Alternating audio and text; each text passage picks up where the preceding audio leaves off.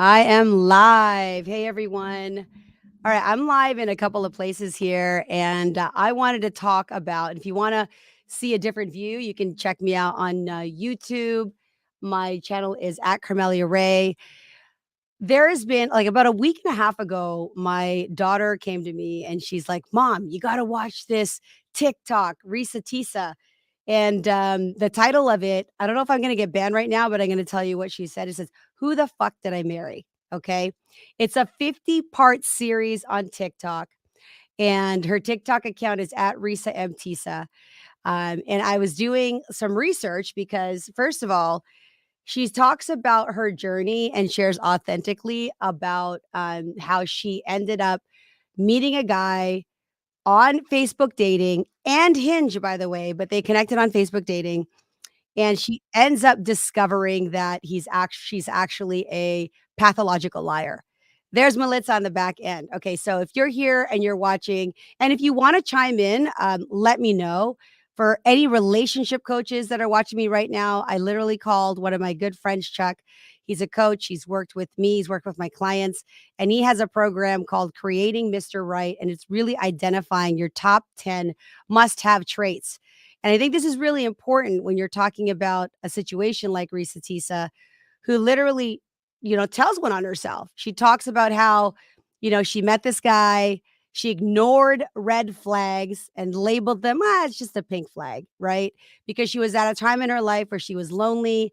She didn't stick to her boundaries.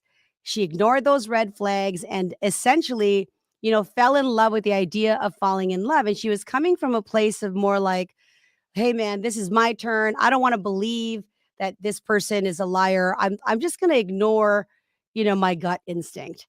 So with that, I'm going to bring on Chuck right away. I love the male female perspective, and if you don't know what I'm talking about, it is the story about Reesa Teesa.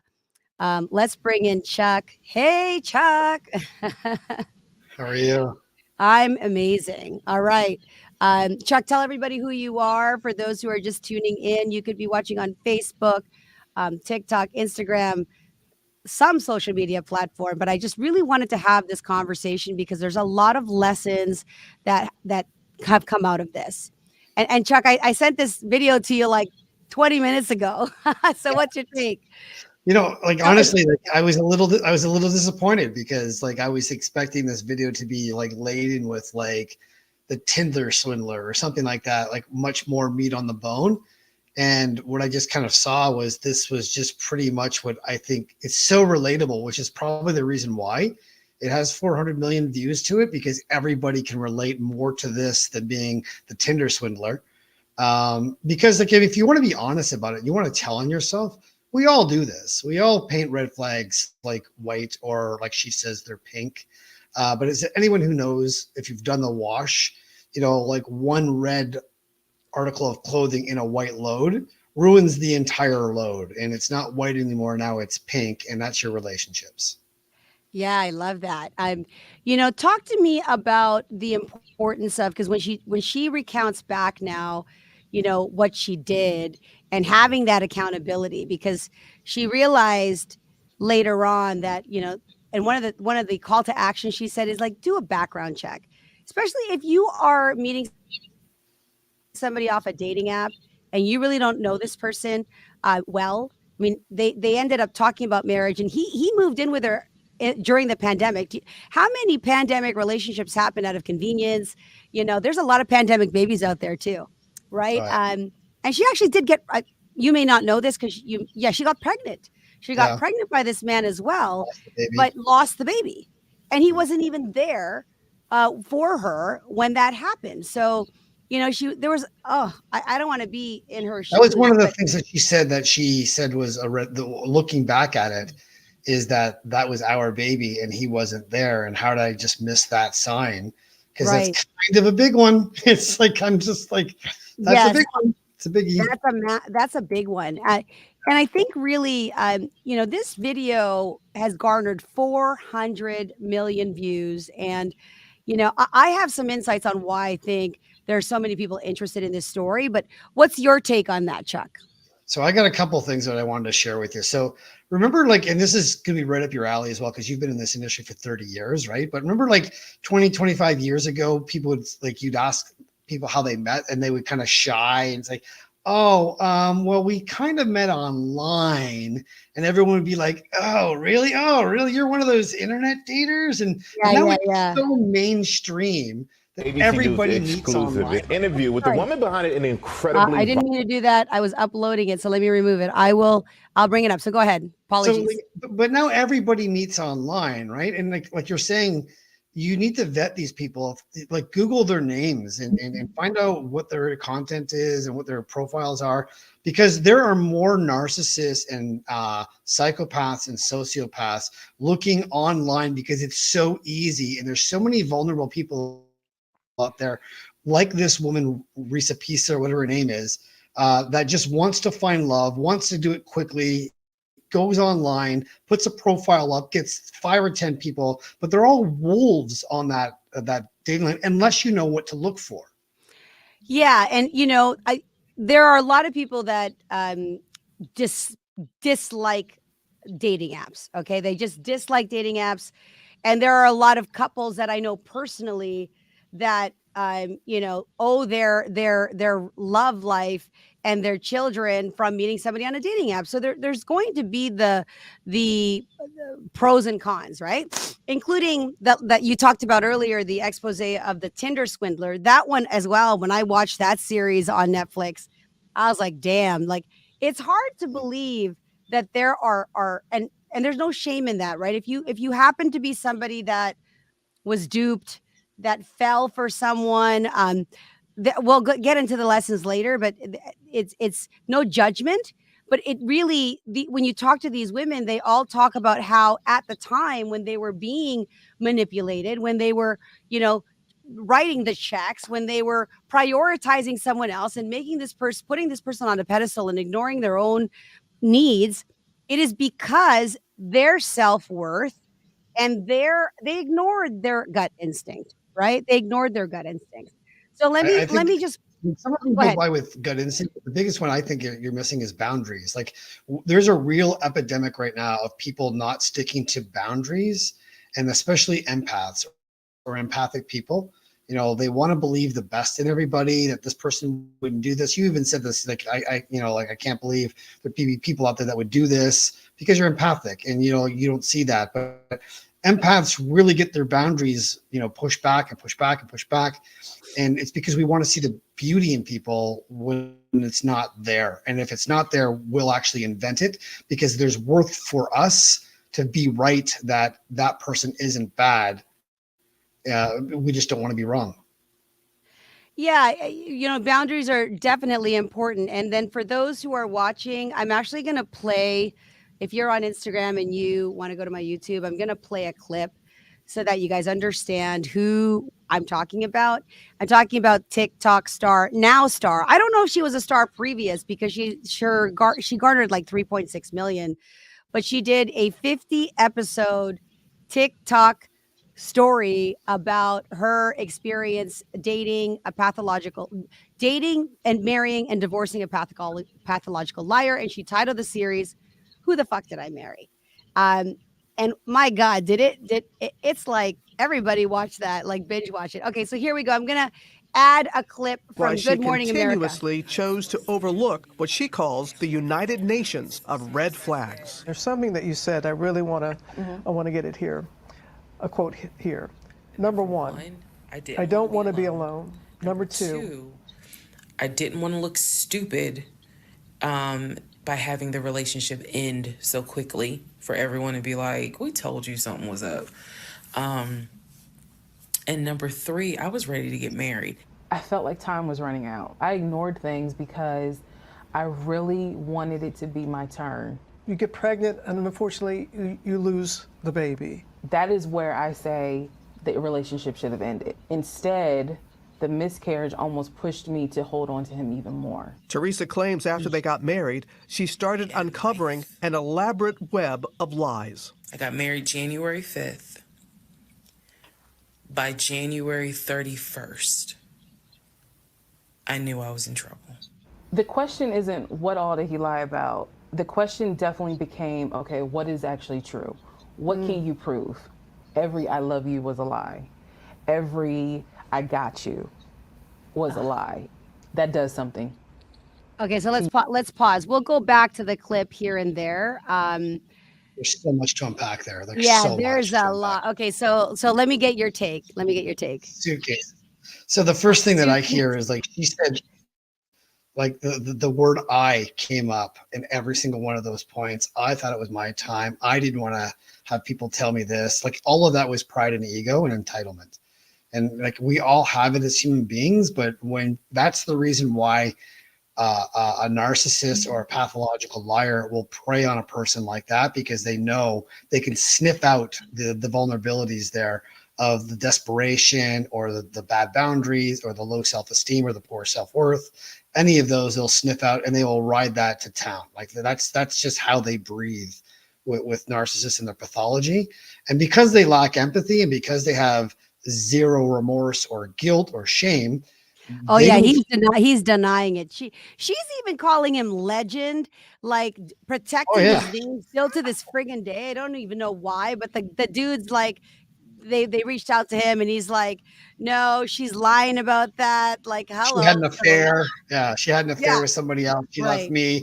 And and I'm just like, when I'm hearing that, I was like, that's about right. I mean, that's exactly what, an author would script what a narcissist would do or say in a movie or in a play or whatever it is, because that's the pathology they follow, and they cannot not do that because it's their pathology. They're helpless against being. It's like breathing for them, and until you actually see that, you'll paint these red flags white. Yeah, and here's the thing, right? Like there are two players in this story, and to your point, a narcissist or a pathological liar has to have, I don't want to call it a victim, a player, you call it, what do you call it? Prey. And, gosh, when you have not a symbiotic relationship, it's a predator, a parasitic relationship, right? Like you got the parasite and you got to have the animal or the person that you're parasitic to. So this person was able to get away with things had she done her due diligence, which is hindsight, because this is what happens when you're in love. And by the way, you are most in love. That's not love. She was never in love. She was never in love. This is what happens when you're in lust, in the honeymoon phase. Let's clarify what that is. Okay. Because true love, real love, in my mind, happens over a period of time. Anybody who says the I love you within 30 days, like you might feel like you're in love. And certainly there could be people watching going, well, I fell in love at first sight and we're still together 50 years, but that's not the norm, right? That is not the norm. Also, your body, it's the exception to the rule. Your body and your mind are playing tricks on you. You can see no wrong when you are, infatuated with someone. And she says so herself. Those red flags were obvious. If he wasn't good looking and paying her bills and whatever the case is, like, an unattractive person that comes into your life, and by unattractive, it doesn't mean ugly, somebody you're not attracted to. You can be good looking and not attracted to someone, right? So I'm not saying an ugly person, someone who you're not attracted to does something and you're like, I see you. That's a red flag, but she ignored that. And your physiology, your mind, your heart, you wanted to believe it, coupled with the fact that it's pandemic. She admits to being lonely, which loneliness is actually the real pandemic. When you watch, Simon Sinek did a YouTube talk on being lonely. Justin Bieber wrote a song on being lonely. Everybody can relate to loneliness. That's the real pandemic. And what is a symptom of loneliness?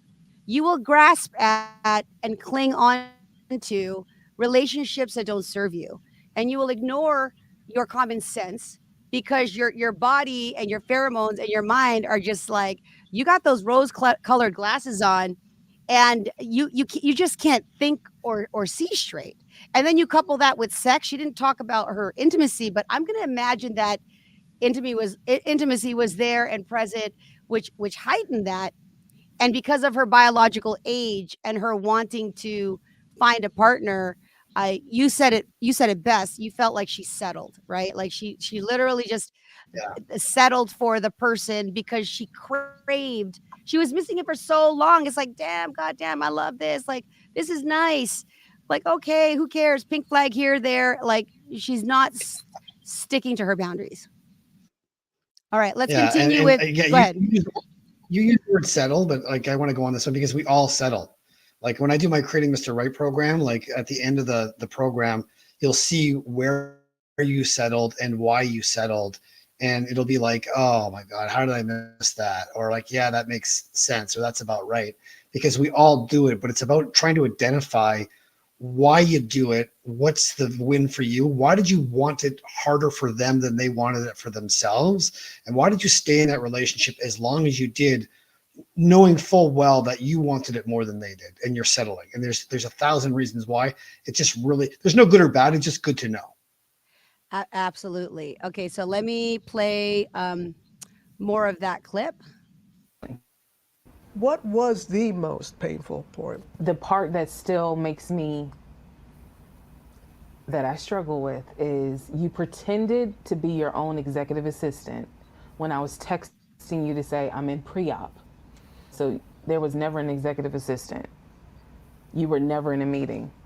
You just simply did not take me to the hospital when I lost our child. Teresa says she discovered he had a criminal record, documents revealing Legion pled guilty to charges of impersonating a police officer in 2017, and even had an open warrant for violating probation. After just 6 months of marriage, Teresa and Legion divorced. It was as if a year worth of weight came off of me. I broke down, and I mean, I wailed. I heard you say that. Yeah. Okay. So let's, the rest of that, like, I felt that, I felt that. And I've had periods in my life where it's the fall on your knees, like you're you're a wounded animal. You know what I'm saying? It's just like, there's no hope in those, whatever, 5 minutes, hour, whatever you're feeling. Like, so you're just full of grief. And I think part of that also is that she carries her own shame of contributing to that by not having the hard questions and being like, like the guys, she goes, I saw him put an offer on the house. Would you not want to see the damn papers though? Like, would you not want to see the papers and the name and the this and that? Like, it was just, okay, honey's got it, boo-boo's got it. Why? Because he's paying her bills and that sort of thing. Like, what do you think about that, Chuck? Like, I want to say this one thing before I forget about it, but like I want to swing back to this so that way it makes sense. I saw a magician try and do a trick one time, and I told him, like, I know how you do that trick. And he asked me, he's like, did you see me do this? And I'm like, no, I've seen this trick before. He goes, oh, great. I can do this trick 7 different ways. So let me do the trick again another way, because he's a master. He's a magician. He's paid to deceive you in a playful kind of way. Right. And when he did the trick, I'm like, oh, wow, that's a great trick. I didn't see that. How did you do that? And it was like he was doing the trick for the first time. And these people, these predators, these narcissists are master manipulators where you think you saw what you thought you saw. And it's all an illusion. It's like, he's done this before. He's practiced it. He's mastered He has this. done it before. This. Yeah. And honestly, it's just a great ruse. It's a facade.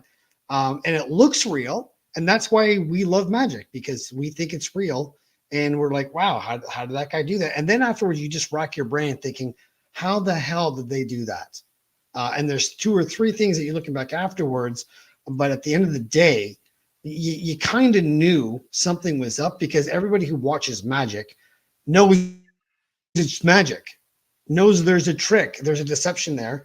And if you just want to be entertained, you just sit back and go, oh, great trick. But if you actually really want to try and deconstruct it, you rack your brain out and like, how do they do this? And that's exactly what we do in relationships. Yeah. All your points are valid. And part of the reason why I wanted to bring you here is because you work with, she had to learn the lesson the hard way. Yes. And so she had not done, from what I gather and what she shared, the work to self-love, the identity of like a personal accountability. Like we know now, like not only has her trust been broken and has she been rocked to the core, like she has a lot of healing to do. It's going to be, she realizes it's going to be very, very challenging for her to enter a new relationship with, fully vulnerable, as vulnerable as she was in her stories. Yet the lesson for her is, yeah, I'm going to do my due diligence, and I'm not going to just, ignore what's an obvious red flag. She actually called it the United Nations of red flags, and she calls her out on that. And have you ever dated somebody with the United Nations of red flags and you're just like, fuck it?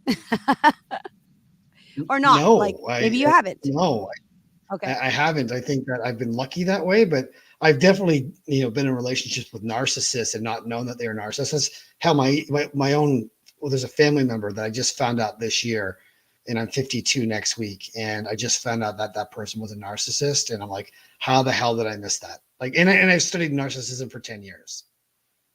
Wow. Yeah, we got to talk about that another time.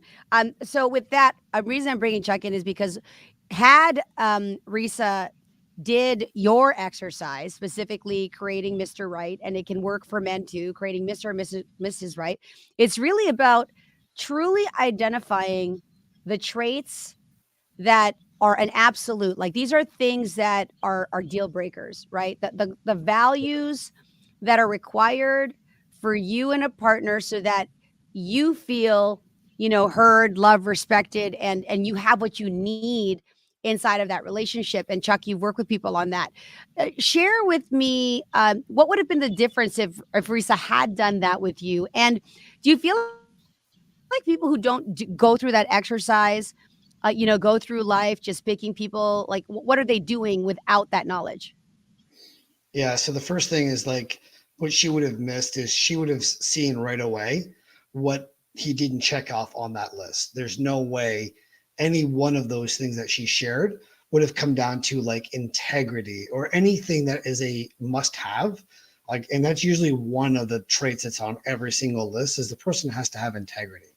And Right. that'll wipe out every single narcissist, every single pathological liar, every cheater, every philanderer, every fraudster, because they don't have integrity. And you'll see it, but until you actually know what to look for and what integrity is, you'll miss it. And that's what happens in this exercise. Everyone comes in thinking they know what they're looking for in a partner based on their 20, 30 years of searching. And then at the end of that exercise, they realize that partner is nothing at all what they thought they were looking for. It's a total different conversation and language about what they thought they were looking for versus what they are now committed to in a partner. And now they know that if they have 9 out of the 10 on that list, it's a next because the one is such a deal breaker that they're missing. And then watch them struggle and fight for why they won't give up that one trait. When if you ask them at the end of the exercise, what's the best partner you ever had, how many traits did this have, they'll say 6 or 7. I'm like, okay, I want to ask you why you gave me such a hard time about dropping one trait and then you settled for like not having 4 of those in your marriage with 2 kids. And then they go, oh my god, yeah, Yeah. So here's the thing. One of the things that Reesa admitted to is, and because she did have it's good to have goals and it's good to have timelines. And when we're talking about a woman who felt like she was, her biological clock was ticking, and that, she had been alone, coupled with she's been alone a while. It's the first time she experienced these, euphoric, amazing feelings. And she's got this timeline, is that she realized that I prioritized my timeline, to your point, like having these deal breakers. Although you might have a similar timeline, do not compromise the things that matter to you in a relationship because you feel like you're running out of time. If because guess what? A baby is a lifelong choice. And then yes, you pair with, imagine she had that baby, Chuck. Like that was the best blessing, because then she'd have to deal with a narcissistic, pathological liar for the rest of the baby's life, or at least until the child was old enough to not have to co-parent with this person. But that's at least the first 25 years.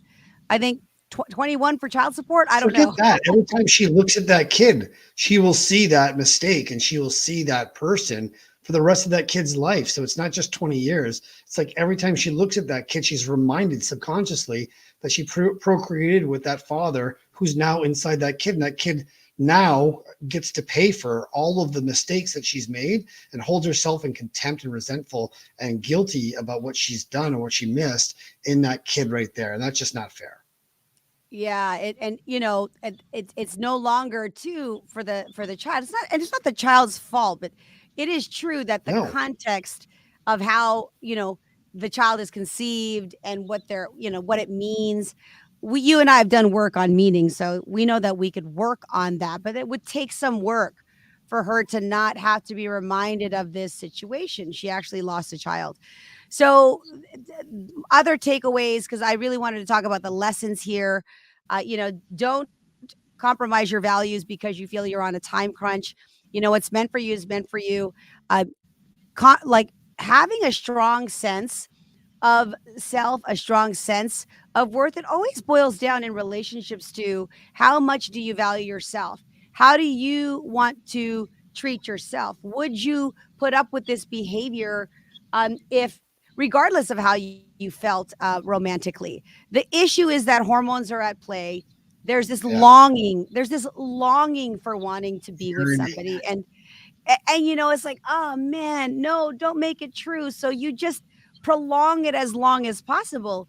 But if you're being honest with yourself, and had she been honest with herself, and that's what she said, like, look, she actually said, like, I didn't want my friends. I stayed in it because I did not want my friends to say, told you so. I told you, like that. The shame of that versus the reality that she was with somebody that is just not meant for her. Again, this is what makes it so shareable. This is what makes it so relatable, because it doesn't have to even be in relationships. Where are you in your life that you're putting up with certain behavior or certain circumstances or people because it's convenient, or because you just don't want the I told you so, and nobody knows, but you feel it inside? Yeah, and you said something that like really, really chimes through, is like, one thing with human beings is we want what we want. Yes. And when it comes down to it, like if your body feels like sexy and loved, and you look at somebody and all the chemistry starts going into your body, and you have this love at first sight thing, that's called trauma bonding. And you should run as fast as your little legs can carry you in the exact opposite direction of where you met that person, because all that is your past coming up of that person either being who you want to be or what you were missing, and you're attracted to that feeling. And then you will be blind or ignore most of the other things that you will not see ever in that relationship, because the feelings and emotions are so powerful in human beings that we will make it so that our feelings are more important than what the truth out there is really telling us. And she said in that video about like having that come to Jesus moment when she's talking to God, and like, but she was just too like ardent against God's will to do what she wanted to do. And that's because the trauma bonding was just so strong. And you can't, it's like fighting against an Instagram algorithm. You're never going to beat it. It's always going to win against you. And that's what our emotions do. So it's really, really important to know when you're having those emotions. Yes, I'm feeling excited. I'm feeling excitable. I'm feeling love. I'm feeling this. However, you really have to look and really analyze why they're firing off, because that person there is usually going to give you red flags that you're going to miss. Yeah. And, there's many lessons in here. There's a lot that can be learned, a lot of insight gained. I really admire her for telling her story. And one of the things that she said on Good Morning Mary is, if I'm going to tell it, I'm going to tell it all. Like, I'm not going to hide things. I'm going to tell it from my perspective. And you might sit here and think, why the fuck did you do that? Like, why did you do, because she's like, I got nothing to lose. I lost everything already. And if someone can, the lesson here as well, if someone can learn from my story and like avoid that. And she said, trust but verify, meaning if there's anything that you need to dig deeper, have proof. There's nothing wrong with that, particularly when you're meeting somebody in an offline platform. That's what a matchmaker does. It's their job to have their due diligence about that person. The other thing she was talking about is the weight of words, right? When somebody is saying things, but their actions don't match the words coming out of their mouth, you don't trust what they say. You trust what they do. And if they're not doing the things that they say they're going to do, like how many times, and I'm not going to say women, Chuck, but how many times do people believe, like, stay that, well, he's going to, or she's going? Why do they do that? Do you know what chemical in the brain is doing that? Like, why are they doing that?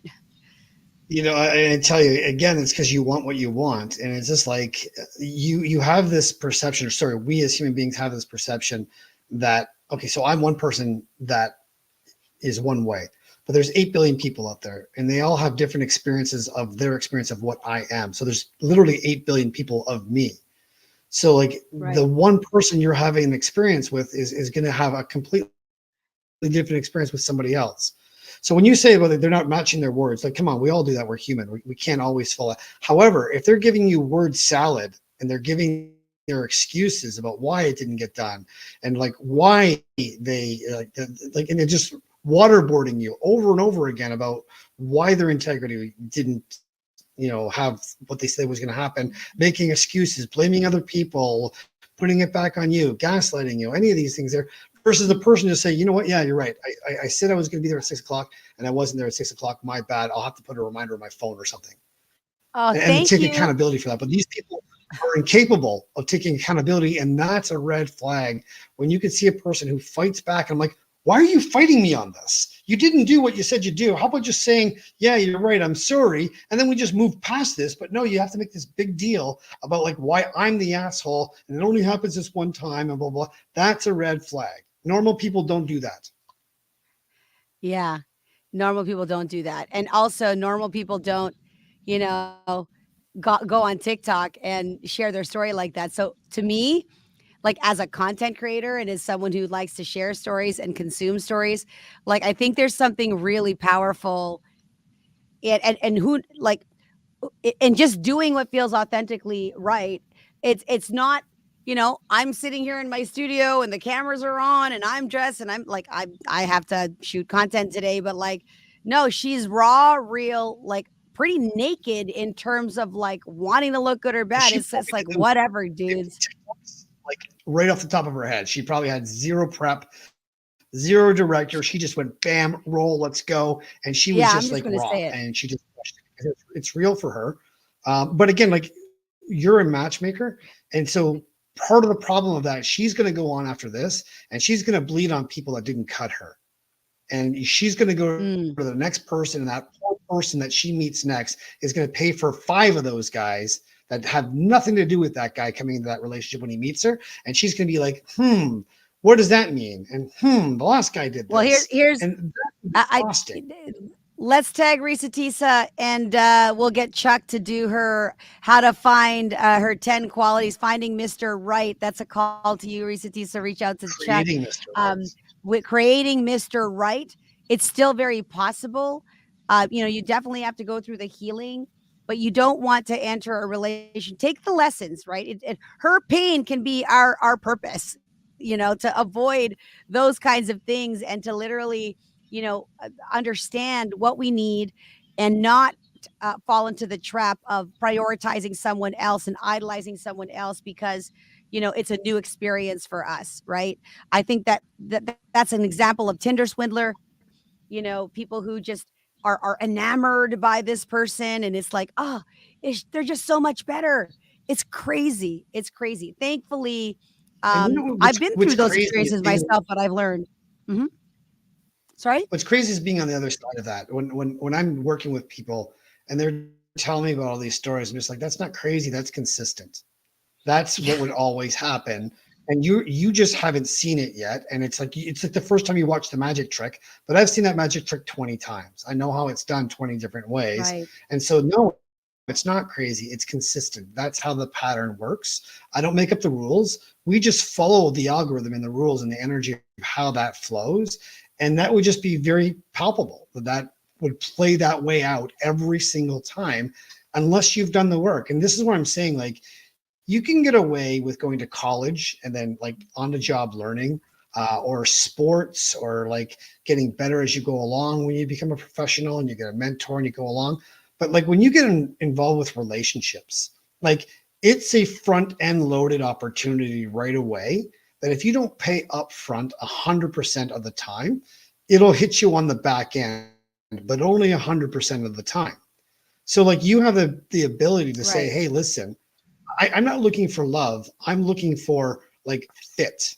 You know, I own a recruiting firm for 25 years as a recruiter, and I could find, you know, a job description of what people had, but it was really about finding the intangibles, how well they worked in team environments, you know, were they coachable? You know, how do they take direction? How do they take criticism? You know, what was the culture in that company that would fit this person's personality versus just being a really good, you know, talent going into that role, because the talent didn't matter because the company would put resources behind that.